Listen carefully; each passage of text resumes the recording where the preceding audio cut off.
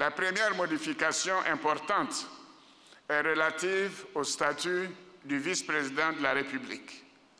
En effet, au regard de notre expérience actuelle, je propose, au lieu d'un ticket, que le vice-président de la République soit nommé par le président de la République avec l'accord du Parlement, comme c'est le cas présentement. La deuxième réforme importante concerne le pouvoir législatif, c'est-à-dire vous, messieurs les députés et les sénateurs, avec la modification de l'article 90. Elle est relative à la continuité parlementaire. Ainsi, en cas d'impossibilité d'organiser des élections parlementaires dans les délais prescrits par la Constitution, actuellement c'est décembre 2020, il est proposé que le Parlement demeure en fonction jusqu'à l'organisation des prochaines élections. La troisième réforme majeure que je propose a trait à l'organisation judiciaire. Elle vise à consacrer la Cour de cassation et le Conseil d'État comme des institutions de la République au même titre que la Cour des comptes.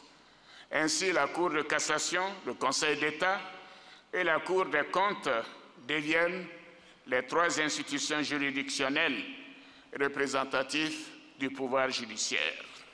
Cette réforme, qui a pour conséquence la disparition de la Cour suprême, répond au souci d'une rationalisation institutionnelle en vue d'un meilleur fonctionnement des institutions judiciaires. Je voudrais vous annoncer solennellement que j'ai décidé de ne pas être candidat à l'élection présidentielle du 31 octobre 2020 et de transférer le pouvoir à une jeune génération. «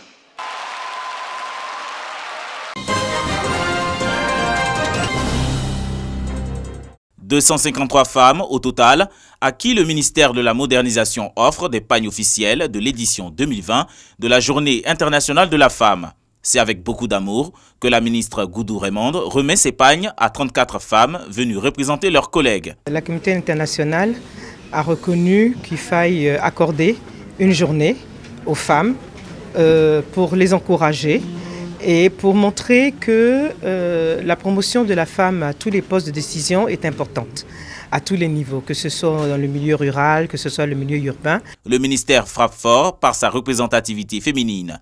Ce département ministériel est un exemple de l'application de la promotion du genre. Les femmes qui y travaillent œuvrent pour le dynamisme de ce ministère et pour elles.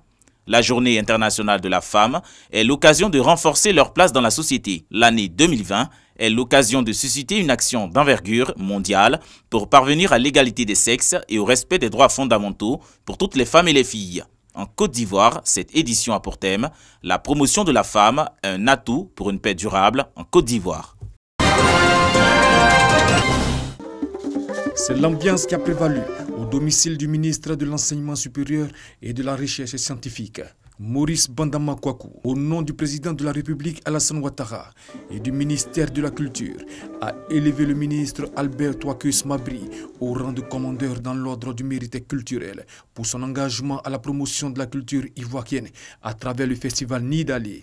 Le festival des arts et de la culture Dan, qui fait la promotion du riche patrimoine Dan dans toutes ses composantes et diversités. Le Nidali Festival permet de préserver, de promouvoir le riche patrimoine Dan. Nous sommes donc venus pour, au nom du chef de l'État, au nom du ministère de la Culture, témoigner notre reconnaissance au ministre Albert Marie Touakus, à tous les festivaliers et aux organisateurs du Nidali Festival.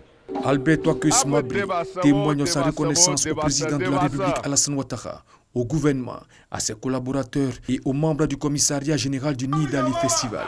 Je voudrais, au nom de Gloudé Dan premier, de toute la chefferie Dan,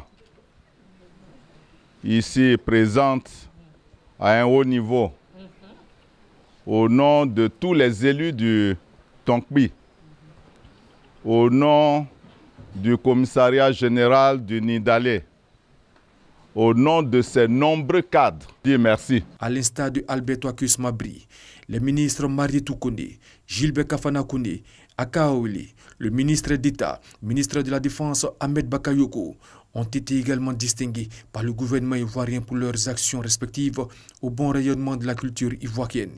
Ce, à l'occasion de la 11e édition du marché des arts et du spectacle d'Abidjan.